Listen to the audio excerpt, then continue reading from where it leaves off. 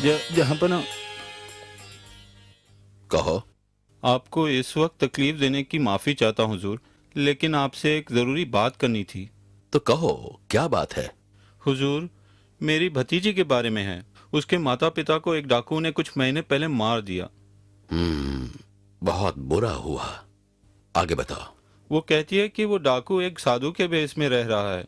वो सिर्फ 10 साल की है हुजूर, पर मुझे लगता है कि वो सच बोल रही है। खैर, अभी हमारे सोने का वक्त हो गया है, लेकिन कल सुबह उसे दरबार में ले आना। हम इस पर गौर करेंगे।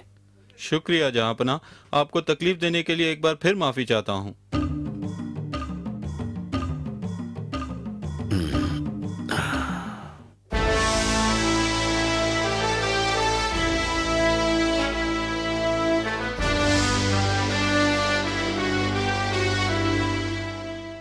बीरबल, सुखदेव सिंह जी, कल रात हमारे एक भरोसेमंद और वफादार सिपाही ने हमें अपनी एक समस्या बताई।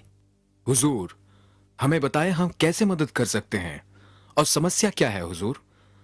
सुखदेव सिंह जी, हमने आपको अपनी राजधानी और इसके चारों ओर आसपास के इलाकों के सारे डाकुओं को पकड़ने का काम सौंपा था। उस सिपाही ने हमें बताया कि एक डाकू ने कुछ महीने पहले उसके भाई को मार डाला। बताइए, क्या आपने सारे डाकुओं को गिरफ्तार कर लिया है?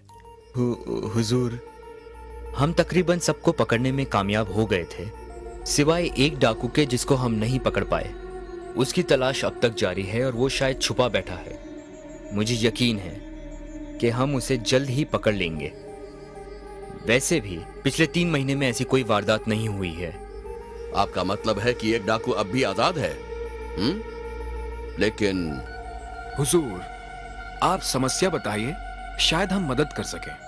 उस सिपाही ने हमें बताया कि उसकी भतीजी ने उस डाकू को पहचान लिया है, मगर वो एक अंधे साधु के भेष में रह रहा है।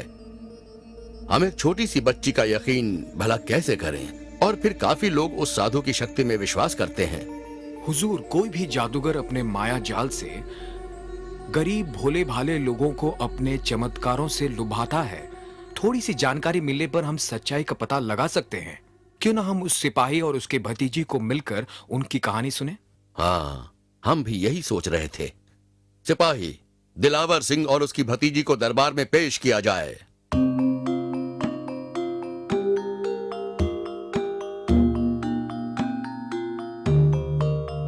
आदाब जहाँपना। आदाब। अब हमें पूरी कहानी बताओ। जहाँपना, करीब 3 महीने पहले एक डाकू मेरे भाई के घर में घुस आया। मेरे भाई और उसकी पत्नी को उसने मार डाला। ये छोटी बच्ची उनकी बेटी है और उस हादसे की गवाह भी। उस हादसे के बाद से भारी सदमा लगने के कारण इसने अपने बोलने की शक्ति खो दी। फिर क्या हुआ? कुछ हफ्ते पहले मैंने एक अंधे साधु के बारे में सुना जो जंगल में रहते हैं, जो लोगों को ठीक करने की शक्ति रखते हैं। काफी रोगी उनसे मिलने के बाद ठीक हो जाते और सुकून पाते। मैंने सोचा अगर वो सचमुच एक अंतर्यामी है तो शायद वो मेरी भतीजी के बोलने की शक्ति भी वापस ला सकेंगे। इसलिए मैं उन अंधे साधु से मिलने गया। जैसे ही हम उनके पास पहुंचे, मेरी भतीजी जोर जोर से चिल्लाने लगी, खूनी, कातिल, इसी ने मेरे माता पिता का खून किया है। कातिल, खूनी।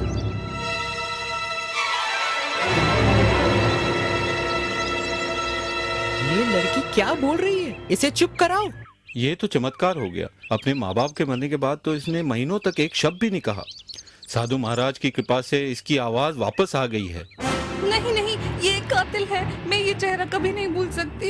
ये कोई साधु नहीं है, ये खूनी है। तुम इसका मुंह बंद करवाओ। ये हमारे साधु महाराज की बेइज्जती कर रही है, जिसने इसकी आवाज इसे लौटाई है। नहीं नहीं, रहने दीजिए। ये एक छोटी बच्ची है, काफी सदमे में है। तुम्हें साधु महाराज के बारे में ऐसी बातें नहीं करनी चाहिए।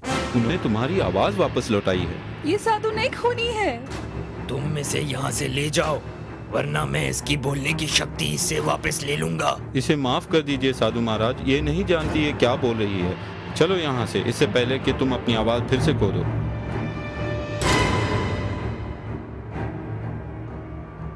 जहाँपना, मैं इसे घर ले गया, पर अब ये जिद कर रही है कि वो वही चेहरा था और कि ये सच बोल रही है। मुझे भी यकीन हो गया है हुजूर, पर हमारे पास कोई सबूत ही नहीं। लेकिन ये कैसे साबित होगा कि ये अंधा साधु एक ढोंगी है? हुजूर, हम पता लगा सकते हैं कि ये आदमी सही में एक साधु है या फिर एक ढोंगी। क्या मैं आपसे एक बात कर सकता हूं?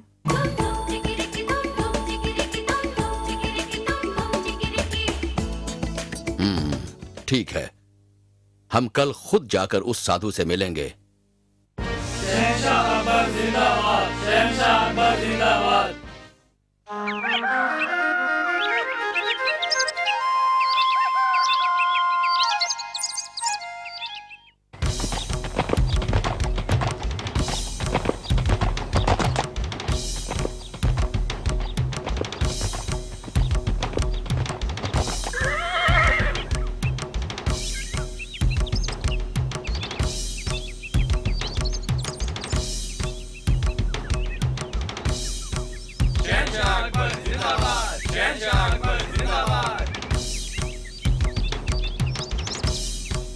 प्रणाम साधु महाराज।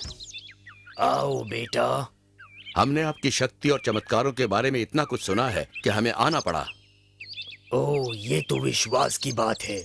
ऊपर वाले की शक्ति में विश्वास रखो और कुछ भी हो सकता है। ये आपका बड़प्पन है साधु महाराज। हम कुछ प्रसाद चढ़ाने आए हैं और आपका आशीर्वाद चाहते हैं। हमारा आशीर्वाद तो तुम्हारे साथ है। ओ, तो यही है वो बेईमान खूनी। मैं अभी उसका सर काट दूंगा। कातिल, दरिंदा कहीं का डाकू। ये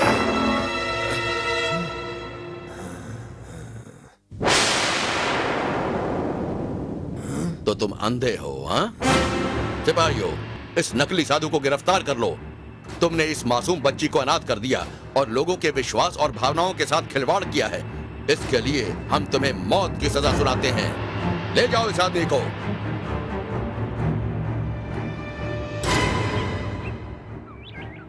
तुमने निडर होकर बहादुरी से सच्चाई का साथ दिया है मेरे बच्चे।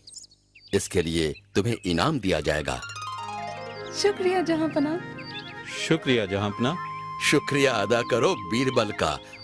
उसी के कारण इस ढोंगी साधु की असलियत सामने आई। ओ, ये आसान था हुजूर। कोई भी स्वाभाविक रूप से खतरे में अपनी सुरक्षा अवश्य करेगा, अगर वो सच में अंधा नहीं हो तो। इसलिए पकड़ा गया। शुक्रिया राजा बीरबल।